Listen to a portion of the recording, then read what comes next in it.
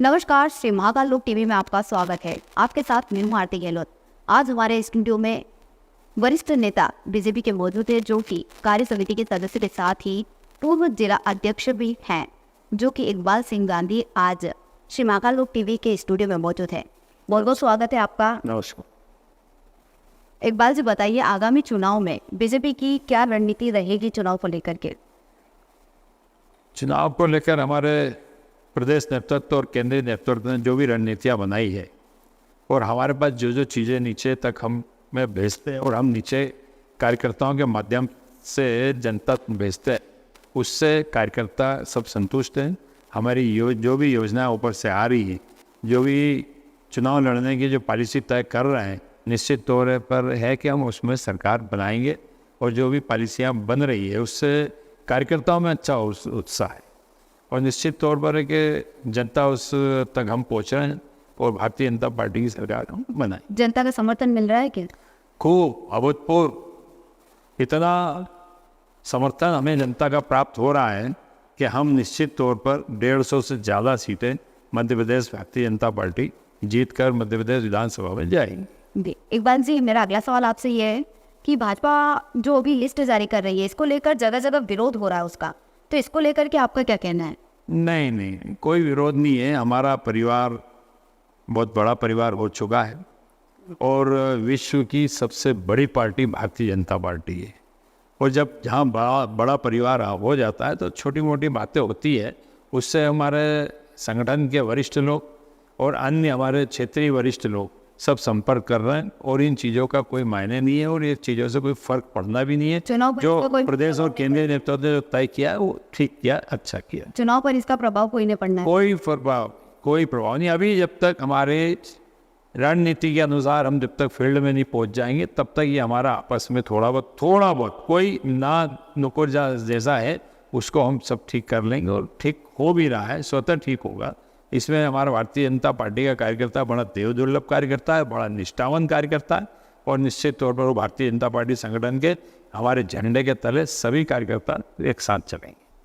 लाडली बहना योजना शिवराज सरकार जो चला रही है, ये चुनावी दौर तक ही रहेगी या फिर आगे भी लगातार जारी रहेगी? मैं आपके माध्यम से जनता से पूछना चाहता हूं, क्या भारतीय जनता पार्टी की सरकार 2003 में बनी, उसके बाद जो भी योजना उन्होंने लागू की है जनता के हित में, आज तक कोई योजना बंद हुई है क्या? बल्कि अपितु कांग्रेस की 15 महीने की सरकार में जब आए थे कमलनाथ जी, तो उन्होंने भारतीय जनता पार्टी द्वारा जो लागू की गई थी जनता के हित में योजना, उन्होंने बंद कर दी थी जी। लेकिन हमने आज तक जो भी योजना लागू की है जनता के हित में, वो आज तक हमने बंद नहीं की है। और ये लाडली बहना योजना, ये जो हमने शुरू की है, ये भी सतत लगातार आगे तक चालू रहेगी। इसको भी हम कभी कतई बंद करने वाले नहीं हैं और इससे भारतीय जनता पार्टी का वोट बैंक का प्रश्न अलग हो गया है, लेकिन इससे लाडली बहना जो हमारी थी, जैसे कि हमारी भांजियों के लिए की, बेटियों के लिए जो योजना लागू की थी, उसके साथ एक लाडली बहना योजना रह गई थी, उसको भी लागू करके हमारी मध्य प्रदेश के यशस्वी मुख्यमंत्री आदरणीय शिवराज सिंह जी चौहान ने एक अच्छा कार्य किया है, इसकी हम सराहना करते हैं। तो ये जो बहना को दे जा रहे हैं 1 महीने के 1000 रुपये, तो क्या ये महिलाओं के लिए सफिशिएंट है या फिर आगे सरकार कुछ और उनके लिए राशि बढ़ाएगी या फिर किस तरीके की अभी बनाएगी? 1000 रुपये से शुरुआत की थी जी और 1250 रुपये कर दिए गए हैं। इसको हम सतत समय अनुसार, समय की अनुकूलता अनुसार बढ़ाते इसको हम 3000 तक ले जाएंगे और हम लाडली बहनाओं को ये सारी पूरी राशि 3000 तक ले जाके देने की हमारी योजना है और जिसमें कि लाडली बहनाओं का एक अच्छा रिस्पांस भारतीय जनता पार्टी के पक्ष में और उनका जो जीवन स्तर ऊंचा उठाना है, उसके लिए काफ़ी लाभदायक सिद्ध हो रही है, हमें देखने में आया है। शिक्षा के क्षेत्र में युवाओं के लिए क्या योजना रहेगी? काफ़ी योजनाएं लागू की है जी। शिक्षा के क्षेत्र में जो लैपटॉप वगैरह जो दिए जा रहे थे, पहले 75% जब अंक आते थे तो दिए जाते थे, अब हम उसको 60% तक जो अंक आ रहे हैं तो उनको भी देने की योजना की गई है। और बाकी तो बेटियों के लिए, भांजे भांजियों के लिए, हर स्टूडेंट के लिए, कॉलेज के लिए और विदेशों में जो अच्छे मार्क्स लाकर पढ़ाई करने जाता है उनके लिए भी हमारे मध्य प्रदेश शासन ने ये योजना लागू की, उसमें हम काफ़ी अच्छे रिजल्ट आ रहे हैं। लाडली बहना योजना को लेकर के भांजों का कहना है कि बहनों के लिए ही सारी योजनाएं कर रहे हैं, भांजों के लिए क्या है प्रावधान? भांजों के लिए भी हमने सीखो और कमाओ योजना लागू की है। उसमें 8,000 रुपये प्रति माह दिया जा रहा है, उनको काम भी सिखाया जा रहा है और साथ में उन्हें राशि भी दी जा रही है। और उद्योग खोलना हो, लघु उद्योग खोलना हो, ऐसे कई कार्य उनके जो व्यवसाय बढ़ाने संबंधी हैं, वो अगर उसमें भागीदार बनते हैं तो निश्चित है मध्य प्रदेश शासन उनके साथ खड़ा है। वही मेरा अगला सवाल आपसे है, पटवारी घोटाले को लेकर के आपका क्या कहना है? जो पार्टियां लगातार आरोप लगाती जा रही है पटवारी घोटाले को लेकर के, तो आपका क्या कहना है इस बारे में? सिर्फ आरोप ही तो है ना, सिद्ध तो नहीं हुआ है और ना होगा, क्योंकि कोई घोटाला ही नहीं है और उनके पास आरोप लगाने के अलावा कुछ काम भी नहीं है।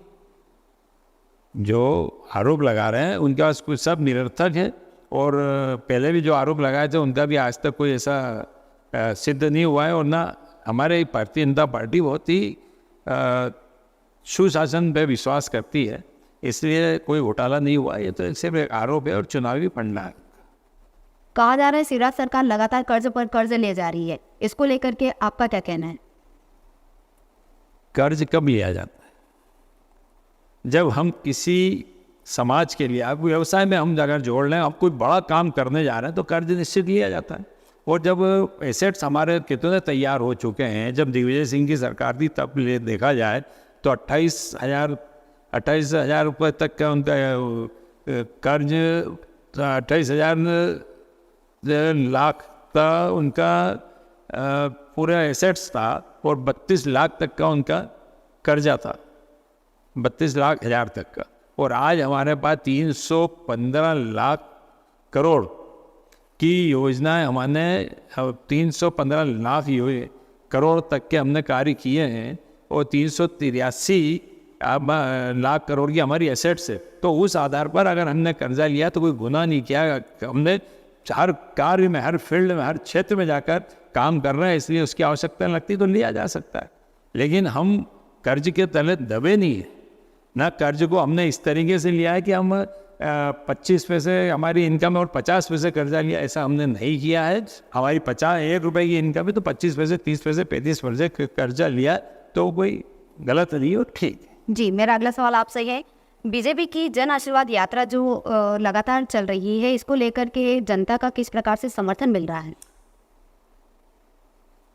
भारतीय जनता पार्टी जब से 2003 के पहले से, उसमें भी हमने जब चुनाव लड़ने गए थे तो जन आशीर्वाद यात्रा हमने निकाली थी और तब से हम सतत निकाल रहे हैं। और जब जब यात्राएं निकाली है तब से तब बढ़कर, उससे भी ज़्यादा आगे बढ़कर हमें जन समर्थन मिला है। और इस बार भी हमने पूरी मध्य प्रदेश को कवर करने का प्रयास किया। पहले एक जन आशीर्वाद यात्रा निकाली जाती थी, अब 5 जन आशीर्वाद यात्रा निकाली है अलग अलग क्षेत्रों से। और हमारे नेता कार्यकर्ता उसमें पूरी ताकत के साथ, लगन के साथ लगे और तब जाके परिणाम ये आया कि जनता, एक एक जनता, हर वर्ग की हमारी जन आशीर्वाद यात्राओं में जुड़ी है और उसका बहुत अच्छा हमें रिस्पांस मिला है और खूब अच्छी भीड़ उमड़ कर आ रही है। और इसमें कहीं कोई कोताही जनता की ओर से नहीं बरती जा रही। हमारे को पूरा भारतीय जनता पार्टी का को समर्थन मिल रहा है जन आशीर्वाद यात्रा में। जी, हाल ही में हुई घटना जो उज्जैन में हुई है 12 वर्षीय बच्ची के साथ, उसको लेकर आगामी चुनाव में क्या भारतीय जनता पार्टी पर इसका कोई प्रभाव पड़ सकता है? ये अच्छा विषय आपने दिया। मैं सबसे पहले तो हमारे उज्जैन के पुलिस कप्तान को इसके लिए धन्यवाद देना चाहूँगा कि उन्होंने ये जैसे केस हुआ और उसको तुरंत बाद उसको गिरफ्तारी भी कर ली है, पकड़ा भी गए हैं और उनकी सज़ा भी ज़्यादा से ज़्यादा दिलाई जाएगी, ऐसा मुझे लगता है। क्योंकि पूरी ताकत के साथ पुलिस प्रशासन इस कार्य में भिड़ा हुआ था और उसको मैं धन्यवाद देना चाहता हूँ कि बहुत अच्छी एक सफलता उन्होंने तुरंत पकड़कर प्राप्त की है। आपका जो सवाल है कि इससे कहीं फ़र्क पड़ेगा चुनाव में, तो निश्चित तौर पर है कि समाज में ऐसी घटनाएं समाज के लिए निंदनीय है, लेकिन ये अच्छा नहीं हुआ जो भी हुआ, मैं इसकी निंदा करता हूँ। यदि सरकार बनती है तो महिलाओं की सुरक्षा के लिए किस तरीके का प्रावधान है, क्या योजनाएं रहेंगी आपकी? आपने देखा होगा कि कभी भी महिलाओं के ऊपर या बच्चियों के ऊपर इस तरीके के अत्याचार या अन्याय या इस तरीके की घटना होती है तो पिछली सरकारों ने कभी कोई स्टेप नहीं उठाई, कोई कदम नहीं उठाया, लेकिन हमारी सरकार ने ये कदम उठाए और कानून बनाया है। और निश्चित है कि कानून का काफ़ी लाभ हुआ है, काफ़ी फायदा हुआ है। और इसमें इस कानून के तहत एक डर, एक खौफ ऐसे दरिंदों के ऊपर आया है, एक खौफ पैदा हुआ है उनके ऊपर, और ये घटनाएं बहुत दिनों दिन कम होती जा रही है। ये एक अच्छी बात मध्य प्रदेश शासन ने की है। महिलाओं के लिए और क्या रहेगा रोजगार के लिए, या फिर कहते हैं कि महिलाएं भी आजकल पुरुषों के साथ कंधे से कंधा मिला करके चल रही है, तो उनके लिए कुछ ऐसी योजनाएं हो जो उनको रोजगार मिल सके? जैसे अभी ये लाडली बहना योजना चलाई, ये तो फ्री में 1,000 रुपये दे रहे हैं, तो ये तो उनको बेरोजगार बनाने की चीज़ें हो गई है। लेकिन उनके लिए जो वो कुछ कर पाएँ या फिर कुछ अपनी चार दीवारी के अंदर से बाहर निकल करके कुछ करें, ऐसा कुछ है क्या? भारतीय जनता पार्टी की सरकार ने जितना महिलाओं को महत्व दिया है, चाहे वो सामाजिक क्षेत्र में हो, राजनीतिक क्षेत्र में हो या आर्थिक क्षेत्र में हो जी, इसके लिए मैं मध्य प्रदेश की भारतीय जनता पार्टी को और केंद्र सरकार के हमारे यशस्वी प्रधानमंत्री नरेंद्र मोदी जी को भी धन्यवाद देना चाहूँगा। जी, जहाँ तक सवाल आपका है कि इनके लिए क्या सरकार कर रही है, अगर भारत को परम वैभव पर पहुंचाना है तो एक 50% महिलाएं जो कि 10 साल, 15 साल, 20 साल पहले घर में 4 दीवारों में रहती थी, जी, कहीं ना नौकरी पे जाती थी क्योंकि घर में बंदिशें इतनी होती थी। लेकिन हमारी भारतीय जनता पार्टी सरकार जब से आई है, महिलाओं को काफ़ी महत्व दिया है। और देखा जाए तो उज्जैन नगर निगम में या मध्य प्रदेश के नगर निगम, नगरीय निकाय और छोटे चुनावों में, चाहे सरपंच का हो, जनपद प्रतिनिधि का हो, जिला परिषद का हो, मंडी का हो, इसमें 50% आरक्षण दिया है। जी, ये महिलाओं को आगे बढ़ाने का एक बहुत बड़ा कदम है। इसके बाद अर्थ के विषय में काफ़ी ऐसे लघु उद्योग या ऐसे उद्योगों के लिए इनके लिए हर कई सब्सिडी अगर किसी व्यवसाय में है, धंधे में है या कोई कारोबार करने में है तो महिलाओं को 5%, पुरुषों को 35% या कहीं कहीं 30% सब्सिडी दी जाती है और महिलाओं को उससे 5% बढ़कर दी जाती है, 40% दी जाती है। जी, तो उनको ताकि प्रोत्साहित हो और वो महिलाओं उस व्यवसाय को करने में आगे आए, और इसका परिणाम भी आया है। महिला काफ़ी आगे आ गई। आप देखें सर्विस में भी महिला, व्यवसाय में भी महिला है, और आप भी एक स्वयं बेटी हैं जी, बेटी के रूप में। तो ये महिलाओं को आगे प्रोत्साहित अगर किया है तो भारतीय जनता पार्टी की सरकार ने किया है। और ये अब ये 50% महिलाएं जो घरों में रहती थी वो अगर बाहर आई तो इसमें हमारा समाज का उत्थान हुआ है, शहर का उत्थान हुआ है, प्रदेश का हुआ है, राष्ट्र का हुआ है। इसलिए भारतीय जनता पार्टी इसके धन्यवाद की पात्र है। जी। इसी के साथ लेते हैं आपसे विदा। श्री महाकाल लोक टीवी की ओर से आपको और आपकी पार्टी को हार्दिक शुभकामनाएं। नमस्ते। महाकाल लोक टीवी ने बुलाया और मेरी बात, मेरा विषय जो भी आपने रखा उसके लिए आपको भी बहुत बहुत धन्यवाद।